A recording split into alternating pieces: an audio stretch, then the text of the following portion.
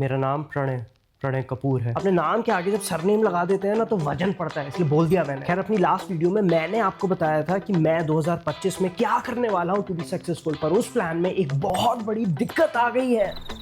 मैं रोज सुबह उठता हूँ, तैयार होता हूँ, अपने फ्रेश एंड एनर्जाइज माइंडसेट के साथ अपने गोल ऑफ द डे बनाता हूँ। उसके बाद अपनी 9 से 5 की नौकरी करने के बाद ये गोल रिव्यू एंड कंप्लीट भी कर देता हूँ। करता था, लेकिन पता ही नहीं लगा, पहले सारे बने हुए गोल्स कंप्लीट हो रहे थे, फिर दिन पर दिन गोल्स बढ़ते गए और फिर उन्हें कंप्लीट करना बहुत मुश्किल हो गया था यार। शुरुआत में थोड़ा स्ट्रेच करके, थोड़ा कम सो के मैंने गोल्स पूरे करने की कोशिश भी करी, पर 2-3 दिन में ही उम्मीद टूट सी गई थी यार। फिर मैं गोल्स लिखता जरूर था पर उन्हें कंप्लीट नहीं कर रहा था, टाइम नहीं था ना मेरे पे। कुछ नया नहीं रिलीज हुआ ना इस हफ्ते।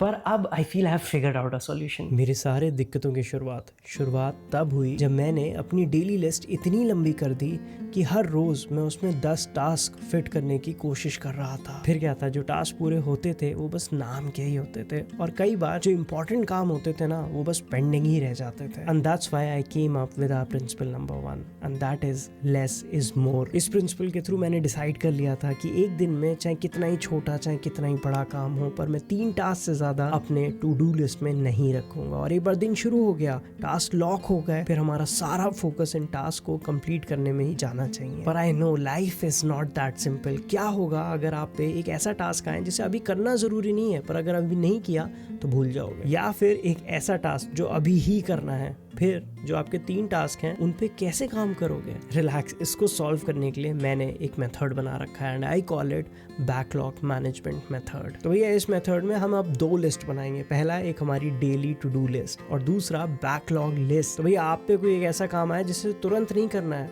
पर हाँ कल या परसों जरूर करना पड़ेगा, तो आप उसको बैकलॉग लिस्ट में डाल दीजिए। फिर कोई एक ऐसा काम आया जो अभी ही होना है, तो आपको अपनी टू डू लिस्ट से एक टास्क हटाना पड़ेगा, नए टास्क को उसमें ऐड करना होगा और जो टास्क हटाया है ना उसे बैकलॉग में डाल दो, ताकि याद रहे कि ये एक टास्क अभी भी पेंडिंग है। अब नेक्स्ट डे जब आप अपनी टू डू लिस्ट बनाएं तो आप जल्दी से बैकलॉग में जाइए, चेक करिए क्या क्या टास्क हैं जो आपको आज करने हैं, उनमें से अपना टास्क टू डू लिस्ट में ऐड कर दो और बैकलॉग में से उसे काट दो। हाँ, पर दिन का कोई नया टास्क आया जो आपको आज ही करना है तो उसे आपको टू डू लिस्ट में डालना पड़ेगा, पर द आइडिया इज उसमें 3 टास्क से ज्यादा नहीं हो सकते। अब पिछले हफ्ते के फेलियर से एक बहुत बड़ी चीज सीखी थी मैंने, वो ये है कि अगर आप अपने आप को बहुत ज्यादा ऑक्यूपाइड रखेंगे तो फ्रस्ट्रेशन विल कीप इन। और इस चीज को हैंडल करने के लिए हमारा प्रिंसिपल 2 है, that is do it at your own pace. इसको ऐसे समझे कि हमारी डेस्टिनेशन एक रेस की तरह है। अगर आप तेज भागेंगे तो ज्यादा दूर नहीं भाग पाएंगे, बार बार रुकना पड़ेगा, जिसे हम बर्नआउट कहते हैं। और अगर बहुत धीरे भागेंगे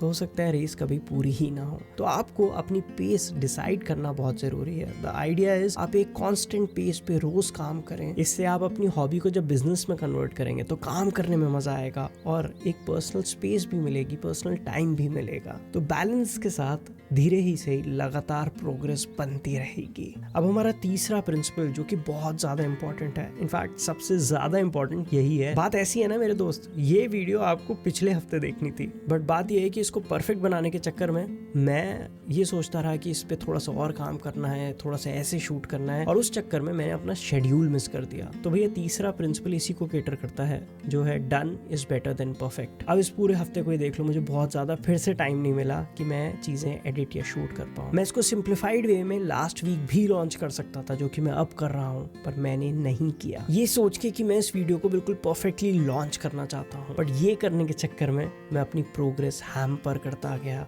with resources and time that I had in hand. उसे मैं इफेक्टिवली यूटिलाइज नहीं कर पाया, पर करना चाहिए था, और मैं कोशिश करूंगा कि आने वाले हफ्तों में करता भी रहूं।